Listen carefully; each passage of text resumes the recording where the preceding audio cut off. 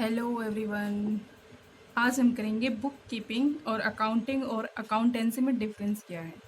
तो ये basic term है, हमें पता होना अगर पता होना चाहिए। अगर हम अकाउंटिंग से स्टडी करते हैं तो हमें पता होना चाहिए बुक कीपिंग और अकाउंटिंग और अकाउंटेंसी में डिफरेंस क्या है। तो बुक कीपिंग क्या है, अकाउंटिंग क्या है और अकाउंटेंसी क्या है। तो फर्स्ट पढ़ेंगे हम book keeping.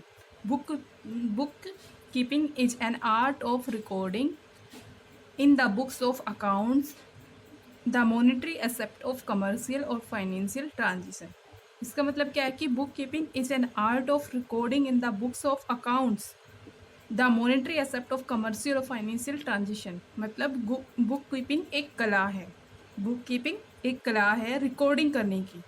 In the books of accounts मतलब बुक्स में रिकॉर्डिंग करने की एक कला है। ठीक है। और कैसी कला है कि ये क्या देखती है, मॉनेटरी एसेप्ट्स मतलब जो टर्म हमारी मनी की फॉर्म में हम जिसको मेजर कर सकते हैं, या फिर जो कमर्शियल नेचर की है या फाइनेंशियल ट्रांजेक्शन है। फाइनेंशियल ट्रांजेक्शन मतलब वो फाइनेंस नेचर की है, मतलब जिसको हम कैश की फॉर्म में मेजर कर सकें, तो वो होती है हमारी फाइनेंशियल ट्रांजेक्शन।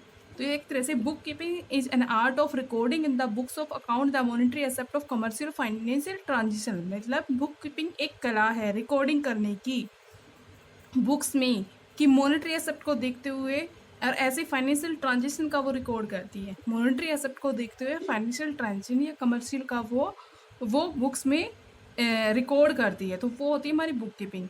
यह मुख्य रूप से लेखा पुस्तकें रखने से संबंधित है।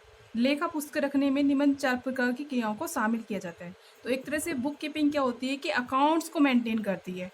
ठीक है, हम बुक्स को मेंटेन करती है। तो इसमें 4 प्रकार की एक्टिविटी आएगी। देखो हमने जब किया था, प्रोसेस की थी अकाउंटिंग की, तो हमने फर्स्ट वही तो हमने स्टडी किया था कि ऐसे आइटम की पहचान करना जो फाइनेंशियल नेचर की है।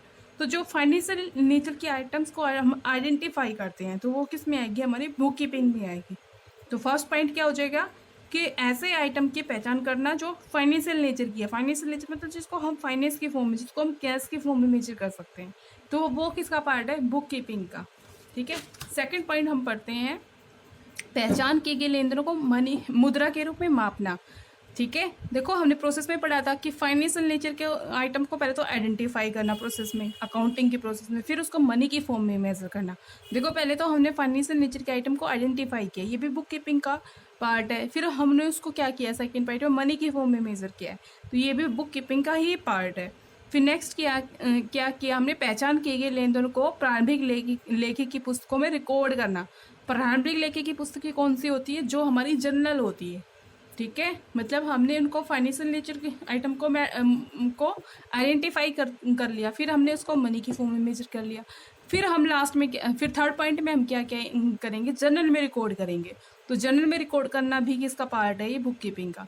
फिर नेक्स्ट है इनका लेजर में क्लासिफिकेशन करना। लेजर में क्लासिफिकेशन का, देखो मैंने बताया था क्लासिफिकेशन का मतलब क्या है, एक जैसे नेचर के आइटम को एक जगह रखना। तो एक जैसे नेचर के आइटम को एक जगह किस में रखोगे आप, लेजर में रखेंगे। तो हमने स्टेप पढ़े थे, आइडेंटिफाई करना, मनी की फॉर्म में मेजर करना, फिर उनको क्लासिफिकेशन करना, फिर उनकी रिकॉर्डिंग करना, फिर उनकी क्लासिफिकेशन करना। तो कितने स्टेप आएंगे यहाँ पे, 4 स्टेप। देखो प्रोसेस किए थे ना, तो जो हमारे आइडेंटिफाई से लेकर और क्लासिफिकेशन तक के पार्ट कौन से आएंगे, किसका पार्ट है, वो बुक कीपिंग का। ठीक है। आइडेंटिफिकेशन से लेके क्लासिफिकेशन के जो 4 पॉइंट्स बनते हैं, वो किसका पार्ट है, बुक कीपिंग का। तो इसमें पता होना चाहिए, फर्स्ट इज फाइनेंशियल नेचर के आइटम, सेकंड इज मनी की फॉर्म में मेजर कर सकते हैं, थर्ड में जनरल एंट्री में रिकॉर्ड कर सकते हैं, फिर नेक्स्ट है लेजर में क्लासिफिकेशन का पार्ट है। तो ये सारा किसका, बुक कीपिंग का। फिर नेक्स्ट है अकाउंटिंग। देखो जहाँ पे लेखांकन वहाँ से आरंभ होता है, मतलब अकाउंटिंग वहाँ से आरंभ होती है जहाँ बुक कीपिंग समाप्त होती है। लेखांकन में निम्न क्रियाओं को शामिल किया जाता है। तो जहाँ से हमारी बुक कीपिंग खत्म होगी, वहाँ से हमारा अकाउंटिंग का वर्क स्टार्ट हो जाएगा। और बुक कीपिंग हमारी कहाँ खत्म होती है, लेजर तक खत्म हो जाती है। बुक कीपिंग हमारी कहाँ तक खत्म हो जाती है, लेजर। तो उससे आगे क्या, कौन सा पार्ट आएगा, अकाउंटिंग। तो हमें पता है, उससे पहले हमने देखो प्रोसेस की थी ना अकाउंटिंग की प्रोसेस, तो उसमें हमने क्या पढ़ा था, समराइजिंग करना। समराइजिंग में हमने क्या पढ़ा था, trading and profit and loss account और बैलेंस शीट। तो वो किसका पार्ट आ जाएगा, अकाउंटिंग का। तो वही इसमें हम पॉइंट पढ़ेंगे कि वर्गित किए गए लेन देनों का प्रॉफिट एंड लॉस अकाउंट और बैलेंस शीट में सारांश के रूप में तैयार करना, फिर सारांश की सहायता से परिणामों को एनालाइज करना। एनालाइज करने के बाद उसका इंटरप्रिटेशन करना। इंटरप्रिटेशन का मतलब क्या है कि जो भी सूचना है, अन्य शब्दों में प्रॉफिट एंड लॉस अकाउंट और बैलेंस शीट से उपयोगी सूचना प्राप्त करना। एनालाइज का मतलब यही होता है कि जो यूजफुल इंफॉर्मेशन है प्रॉफिट एंड लॉस अकाउंट से या बैलेंस शीट से वो हमें मिल सके, तो वही हमारा क्या होगा, एनालाइज करना और इंटरप्रिटेशन करना। फिर नेक्स्ट है इस सूचना को हित रखने वाले पक्षकारों को प्रेषित करना। मतलब हित रखने वाले कौन से होते हैं, जो इंटरेस्टेड पार्टी है, लाइक इन्वेस्टर है, क्रेडिटर है, उनको या बैंकर्स को प्रोवाइड करना। ठीक है। फिर नेक्स्ट है अकाउंटेंसी। देखो जहाँ पे हमारा बुक कीपिंग खत्म होता है वहाँ अकाउंटिंग खत्म स्टार्ट होता है, जहाँ अकाउंटिंग खत्म होता है वहाँ क्या स्टार्ट होता है, अकाउंटेंसी। तो अकाउंटेंसी का मतलब क्या है, अकाउंटेंसी के इसका आशय लेखांकन के सिस्टमेटिक नॉलेज से है, जो कि सिद्धांत और तकनीक से संबंधित है। जो कि मतलब जैसे हमारी साइंस होती है उसके अपने प्रिंसिपल होते हैं, इसी तरह से अकाउंटिंग भी क्या है, अकाउंटिंग एक सिस्टमेटिक नॉलेज से है जो कि सिद्धांत और तकनीक से संबंधित हो, मतलब जो कि प्रिंसिपल पे बेस होते हैं और जो टेक्नोलॉजी से बेस होते हैं वो होती है हमारी अकाउंटेंसी। देखो अकाउंटिंग और अकाउंटेंसी में मतलब क्या है, जो अकाउंटिंग है वो एक तरह से समराइजिंग का पार्ट है, और जो अकाउंटेंसी है वो एक सिस्टमेटिक नॉलेज से है जो कि प्रिंसिपल पर बेस करती है। ठीक है। जिसका प्रयोग लेखांकन में किया जाता है।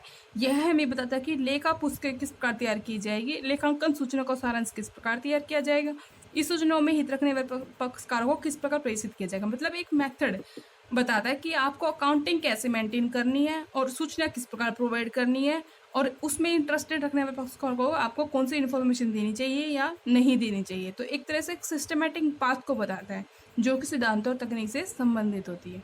ठीक है। तो ये जनरल सा मीनिंग है बुक कीपिंग का, अकाउंटिंग का और अकाउंटेंसी का। अब हम इसमें डिफरेंस है ना वो कल पढ़ेंगे। ठीक है। तो आज के लिए स्टूडेंट इतना ही काफ़ी है, अब हम करेंगे नेक्स्ट क्लास में।